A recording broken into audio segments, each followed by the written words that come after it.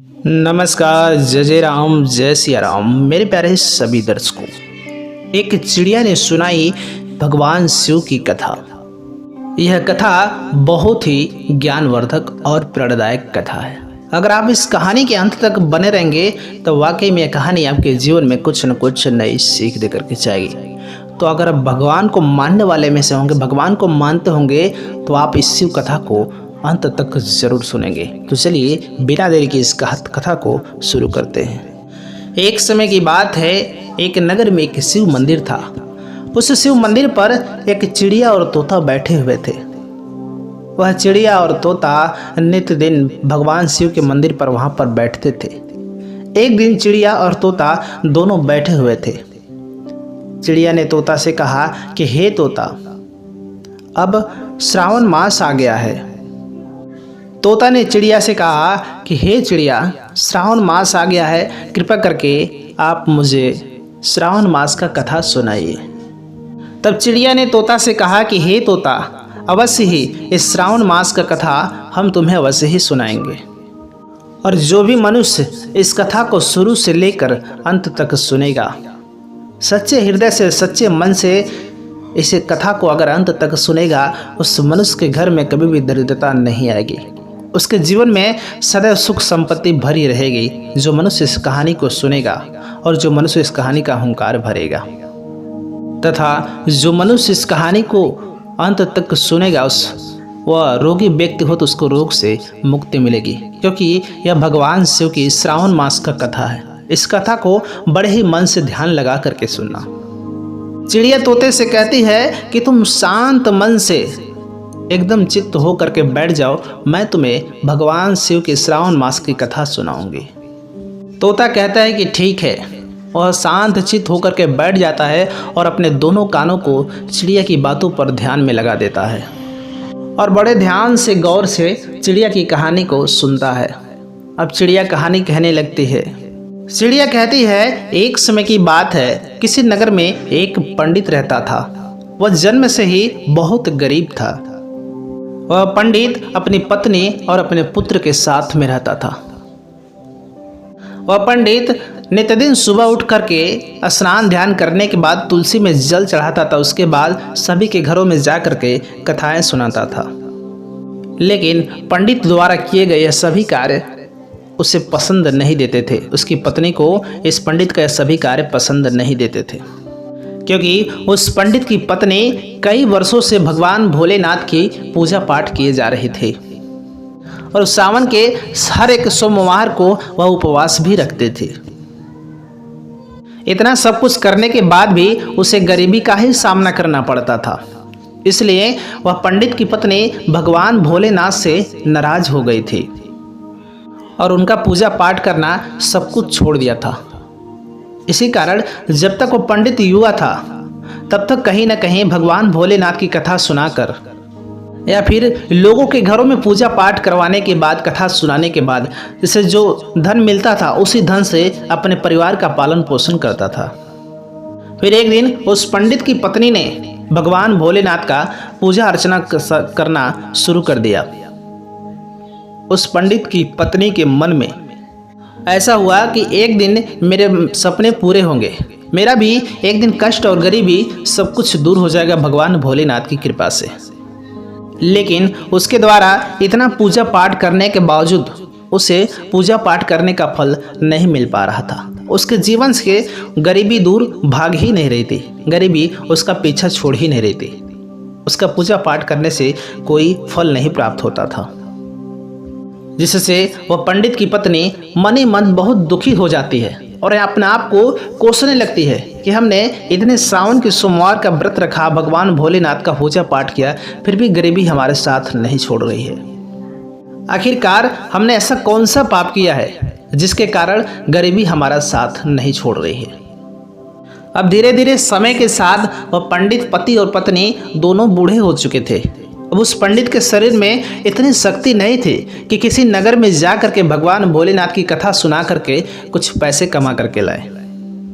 अब वह पंडित भी हमेशा बीमार रहने लगा था, क्योंकि उसे कई बीमारियों ने घेर रखा था। अब उसका घर चलाने के लिए कोई नहीं बचा था। इसी कारण वह पंडित भी चिंतित रहने लगा। अब धीरे धीरे उसके घर में कुछ नहीं बचा। उसे दाने दाने के लिए जूझना पड़ गया और पंडित की पत्नी बहुत दुखित हो गए। और पंडित की पत्नी फिर से भगवान भोलेनाथ से रुष्ट होकर के, नाराज होकर के फिर से अपने पति को कोसने लगती है। वो भगवान भोलेनाथ की पूजा पाठ करने से मना करने लगती है। लेकिन वह पंडित भले ही वृद्ध हो गया था, गरीबी काट लिया था, लेकिन वह भगवान भोलेनाथ का पूजा पाठ करना नहीं छोड़ता है। तब एक दिन उस पंडित की पत्नी क्रोधित होकर के कहती है, हे प्रिय, हे नाथ, हम लोग कब तक भगवान शिव का पूजा पाठ करते रहेंगे? क्योंकि हम लोग भगवान भोलेनाथ की पूजा पाठ करते करते एकदम बूढ़े हो चुके हैं, लेकिन अभी भी हमें भगवान भोलेनाथ का पूजा पाठ करने का फल प्राप्त नहीं हुआ। अभी भी हम गरीबी से जूझ रहे हैं, हमें किसी भी प्रकार का भगवान भोलेनाथ फल प्राप्त नहीं किए हैं, बल्कि इसका उल्टा हम पहले से और गरीब हो गए हैं, दाने दाने के लिए जूझ रहे हैं। उस पंडित की पत्नी पंडित से आकर के कहती है कि हे नाथ, मैं ही मूर्ख हूँ जो मैं दोबारा आकर के भगवान भोलेनाथ की पूजा पाठ करने लगी, और मैंने सावन के सभी सोमवार को ना तो दिन देखा ना तो रात देखा। सावन के सभी सोमवार को भगवान शिव की पूजा पाठ की। इतने दिनों तक जब तब करके अपने ही शरीर को कमजोर कर लिया। इतना सब करने के बाद मुझे फल नहीं मिला, और तुम्हारा शिव अब मुझे क्या देगा जो रोज तुम शिवलिंग पर जल चढ़ाते हो? वह पंडित अपने पत्नी की बात सुनकर कुछ नहीं कहता है, क्योंकि उसे देवों के देव महादेव पर विश्वास था। उसे अपने आराध्य देव भगवान भोलेनाथ पर विश्वास था, इसलिए वह पंडित अपने पत्नी को कुछ भी नहीं कहा। अब उस पंडित का पुत्र सोमक नाम का था, जो अपनी शिक्षा पूरी करने के लिए शहर गया था। अब उसकी शिक्षा पूरी हो जाती है, वह घर वापस आता है, और वह अपने माता पिता को जब कष्ट में देखा तो अपने आने वाले भविष्य को न सोचकर वह अपने माता पिता का सेवा करने लगा, और उनकी सभी मनोकामनाओं को पूरा करके अपने घर का सारा बोझ अपने कंधे पर ले लिया। अपने पिता की तरह नगर नगर जाकर के कथा सुनाने लगा, पूजा पाठ कराने लगा। उसके बाद जो भी धन कमाता उसे ला करके अपने माता पिता का सेवा करने लगा। ऐसे ही बहुत दिन गुजर जाते हैं। एक दिन की बात है, सोमक भगवान शिव की पूजा पाठ करने के बाद वहाँ बैठे सभी श्रद्धालुओं को भगवान शिव का कथा सुनाता कि जो भी भगवान भोलेनाथ की पूजा पाठ करता है सच्चे मन से, उनकी सभी मनोकामनाएं भगवान भोलेनाथ पूरा कर देते हैं। उस पंडित के बेटे सोमक की बात उस नगर का राजा उस मंदिर में आया हुआ था, और वह राजा इस सोमक की बात को सुन लेता है, और उसे यह बात बहुत अच्छी लगती है। वह राजा सोमक के पास में जाकर के कहता है कि मुझे तुम्हारी यह कथा बहुत अच्छी लगी, लेकिन तुम आज से हमारी राजकुमारी को भगवान भोलेनाथ की कथा का श्रवण कराओगे, क्योंकि मैं चाहता हूँ कि हमारी राजकुमारी को एक अच्छा वर मिले, और इसके लिए मैं तुमको प्रतिदिन दक्षिणा के रूप में ढेर सारा धन दूंगा। राजा की यह बात को सुनकर सोमक बड़ा ही प्रसन्न होता है, और राजा की राजकुमारी को भगवान भोलेनाथ की कथा सुनाने के लिए हामी भर देता है। अब उसके बाद वह राजा अपने राजकुमारी को प्रतिदिन भगवान भोलेनाथ की कथा सुनाने के लिए उस सोमक को रख दिया।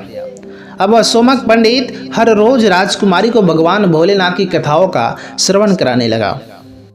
अब राजकुमारी को कथा सुनाने के बाद जो दक्षिणा के रूप में धन मिलता था, उसी धन से अपने परिवार का पालन पोषण करने लगा।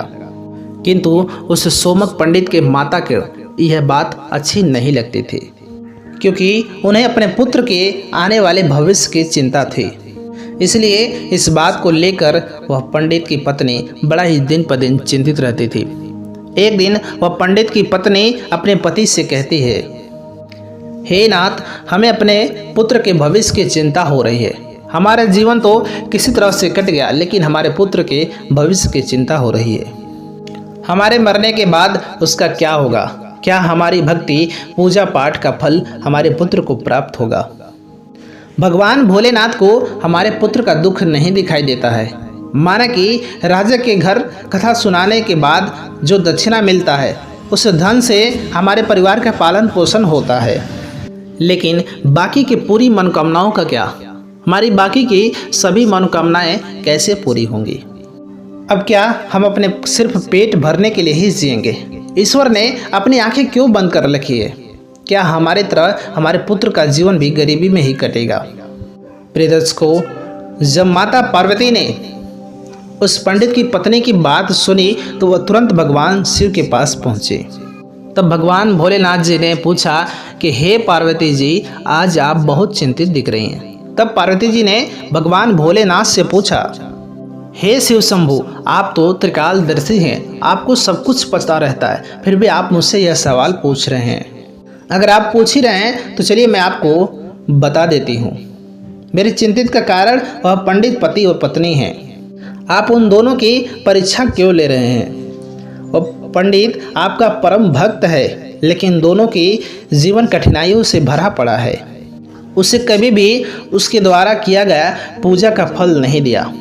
इसलिए आपसे विनम्र निवेदन है कि आप उनके सभी दुखों का नाश कर दीजिए, अन्यथा कहीं ऐसा ना हो कि वह पंडित और पंडित की पत्नी आपका पूजा पाठ करना बंद कर दें और आपके प्रति उनका विश्वास टूट जाए। माता पार्वती जी की बातों को सुनकर भगवान शिव कहते कि हे पार्वती, आप चिंतित ना हो, क्योंकि हमने उस ब्राह्मण के भाग्य का बीज बो दी है। अब हम दोनों को पृथ्वी लोक पर जाने का समय आ गया है। अब हम दोनों पृथ्वी पर जाकर उस ब्राह्मण के पास जाएंगे, उसके बाद अपना शिव लीला दिखाएंगे। अब भगवान भोलेनाथ और माता पार्वती जी पृथ्वी लोक पर चल देते हैं। अब पृथ्वी लोक पर जाने के बाद दोनों लोग साधु का रूप धारण कर लेते हैं। साधु का रूप धारण करने के बाद उस पंडित के घर के समीप पहुंच जाते हैं और जोर जोर से चिल्लाने लगते हैं। अलख निरंजन करके बाहर से आवाज लगाते हैं। उसके बाद वह बूढ़ा बुजुर्ग पंडित बाहर निकलता है। उसके बाद बाहर निकलते हुए साधु महात्मा को देख करके प्रणाम करता है। कहता है कि हे मुनिवर, कहिए मैं आपका क्या स्वागत कर सकता हूँ। तब साधु के रूप में भगवान भोलेनाथ ने कहा कि आज की रात मैं आपके घर में विश्राम करना चाहता हूँ। तब वह बूढ़े पंडित ने सोचा कि यह तो मेरे अतिथि हैं, इन्हें हमें मना नहीं करना चाहिए। अगर हमने इन्हें मना किया तो यह मुझे श्राप दे देंगे और हमें बहुत गरीबी से झेलना पड़ेगा। लेकिन किस तरह से मैं इनका अतिथि सत्कार करूंगा, क्योंकि जैसे तैसे हमारा पुत्र धन कमा करके लाता है, जिससे हमारे परिवार का पालन पोषण होता है। उसके बाद एक कौड़ी नहीं बचता है, इसलिए मैं इनके भोजन का प्रबंध कैसे करूंगा। इतना कुछ सोचने के बाद उस ब्राह्मण बुजुर्ग पंडित ने उस भगवान भोलेनाथ से कहा कि हे मुनिवर, मेरा एक पुत्र है जो एक राजा की राजकुमारी को कथा सुनाकर थोड़े बहुत जो धन लाता है, उसी से हम लोगों का पालन पोषण होता है। इसलिए मैं कुछ भी करके आपको एक समय के लिए ही भोजन दे सकता हूँ। तब भगवान भोलेनाथ ने अपनी माया शक्ति से एक पात्र दिया और उस पंडित को कहा कि हे पुत्र, आज से तुम अपनी पत्नी को कहना कि आज से वह इसी पात्र में खाना बनाया करे और हम सभी के लिए दोनों वक्त का भोजन बन जाएगा। फिर उस पंडित की पत्नी उस पात्र में भोजन पकाती है, सभी के लिए दोनों वक्त की भोजन पक जाती है। यह दृश्य देखकर तीनों बहुत आश्चर्य पड़ गए थे और तीनों बहुत भयभीत हो गए थे। अब अगली सुबह यह सोमक पंडित का पुत्र राजकुमारी को कथा सुनाने जा ही रहा था। तब मुनि के रूप में भगवान शिव ने उस सोमक से पूछा कि हे पुत्र, तुम कहाँ जा रहे हो। तब सोमक भगवान शिव से कहता है कि हे मुनिवर, मैं तो इस नगर के राजा की पुत्री को भगवान भोलेनाथ की कथा का श्रवण कराने जा रहा हूँ। तब साधु का रूप धारण किए हुए भगवान भोलेनाथ ने कहा कि हे पुत्र, तुम राजकुमारी को कथा सुनाने जाते हो, लेकिन उनसे पूछना कि उस किस मनोकामना के लिए वह भगवान भोलेनाथ की कथा को रोज श्रवण करते हैं, उनकी कौन सी मनोकामनाएं हैं। इतना सुनने के बाद वह सोमक राजमहल पहुंच जाता है। राजमहल पहुंचने के बाद राजकुमारी को कथा का श्रवण कराता है। कथा श्रवण कराने के बाद उसी दौरान राजकुमारी से पूछ लेता है। तब राजकुमारी ने कहा कि मैं अपनी इस मनोकामनाओं को पूरी करने के लिए भगवान भोलेनाथ की कथा का श्रवण करती हूँ कि मुझे अच्छा वर मिले जिसका पूरे नगर में नाम रोशन हो, उसके मस्तक पर चंद और सूरज हो, उसका भाग्य इतना प्रबल हो कि उसके घर में किसी भी चीज़ की कमी ना हो, वह ऐसी बारात लेकर के आए जैसी अभी किसी ने देखी ना हो। अब राजकुमारी की सारी बातें सुनने के बाद सोमक घर पे जाता है और मुनि के रूप में भगवान शिव को सारी बातें बता देता है। भगवान शिव ने कहा कि हे पुत्र, अगले दिन तुम फिर जब जाना कथा का श्रवण कराना तो फिर से तुम यही बातें पूछना। अगर राजकुमारी फिर से कल वाली ही बातें बताएं तो तुम उन्हें शीघ्र ही कह देना कि तुम्हें जैसा वर चाहिए वैसा मैं ही हूँ। और जब राजकुमारी वही बात कहेगी तो तुम कहना कि मैं ही तुम्हारे लायक हूँ। इतना कह के तुम भाग आना। वह सोमक कहता है कि हे मुनिवर, कहाँ वह राजा की राजकुमारी, मैं एक गरीब ब्राह्मण का पुत्र हूँ। मैं रोज उसे कथा सुनाता हूँ, उसके बाद जो धन मिलता है उससे हमारे परिवार का पालन पोषण होता है। और भला मेरे साथ राजा की पुत्री का विवाह कैसे हो सकता है? अगर मैं ऐसा करूँगा तो राजा मुझे दंडित करेंगे, इसलिए आप मुझे क्षमा कर दीजिए। मैं ऐसा कदापि नहीं कर सकता हूँ। अगर मैं ऐसा रानी की राजकुमारी से कहा तो मुझे और मेरे परिवार को वह राजा दंडित कर सकते हैं। सोमक की बात सुनकर भगवान शिव ने सोमक से कहा कि हे पुत्र, ठीक है, मैं अभी पूरे अभिशाप के साथ तुम्हारे पूरे परिवार को भस्म कर देता हूँ। अभी तो वह सोमक उनके पहले चमत्कार से ही भयभीत था। उनकी यह बातें सुनकर वह और भयभीत हो गया। उसने मन ही मन सोचने लगा कि मुझे और मेरे परिवार को राजा साहब तो बाद में दंड देंगे, उससे पहले ये मुनि साधु ही मेरे पूरे परिवार को भस्म कर देंगे। अब सोमक अपने मन में इतना सोचकर ऐसा कहने का उनके मन में विश्वास दिलाया और राजकुमारी को भगवान भोलेनाथ की कथा सुनाकर राजमहल से जाने का आग्रह किया।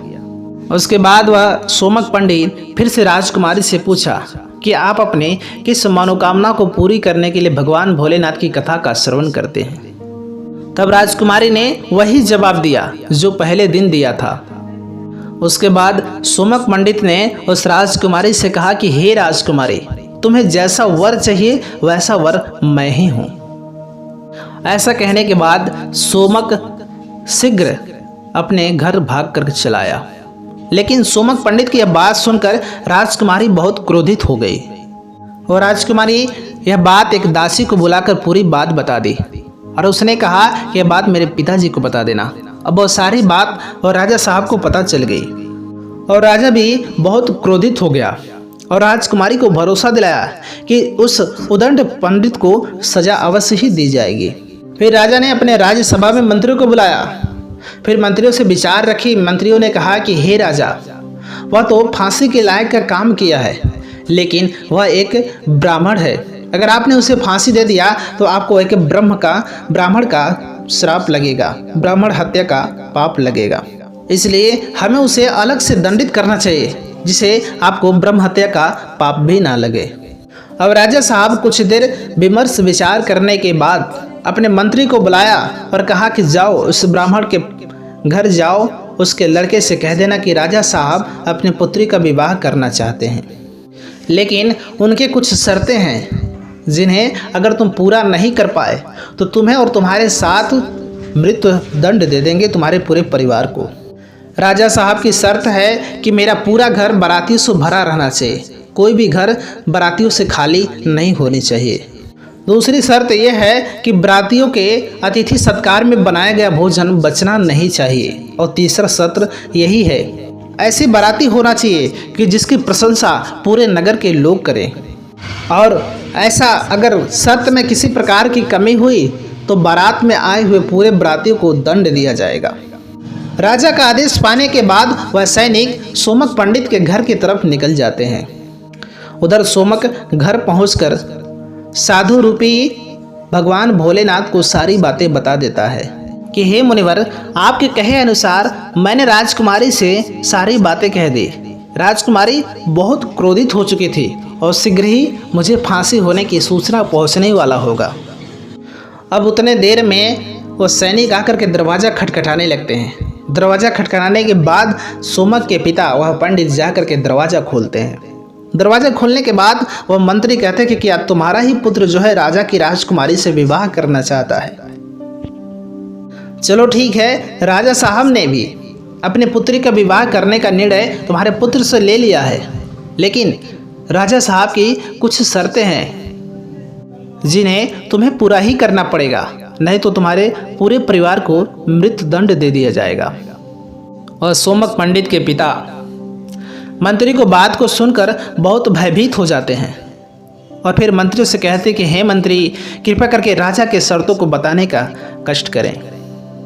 फिर मंत्रियों ने राजा साहब के द्वारा बताई गई तीनों शर्तें उस सोमक के पिता को बता दिया। राजा की शर्त को सुनकर मंत्रियों की बातों के बाद जब मंत्री ने राजा की शर्तों को बताया, वह सोमक का पिता और सोमक बहुत भयभीत हो जाते हैं। यहाँ तक कि दोनों पिता और पुत्र के हाथ पैर कांपने लगते हैं। तब भगवान शिव जो मुनि के रूप में बैठे हुए थे, उन्होंने कहा कि मत घबराओ, तुम उन्हें उत्तर देकर उन्हें वापस करो कि आप विवाह की तैयारियां करें, हम बारात वाले दिन बारात लेकर के पहुंच जाएंगे। फिर सोमक ने उन सैनिकों को उत्तर देकर उन्हें विदा कर दिया। फिर वह सैनिक जाकर के राज दरबार में राजा को सारी बातें बता देते हैं, लेकिन राजा को जब सोमक की तरफ से सकारात्मक उत्तर का जवाब मिलता है तो राजा बड़ा ही चिंतित हो जाते हैं।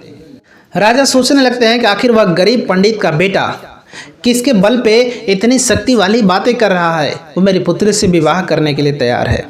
क्या कोई मेरा शत्रु है जो उस गरीब ब्राह्मण का साथ दे रहा है। इसी तरह से उस राजा के मन में कई तरह से विचार विमर्श होते हैं।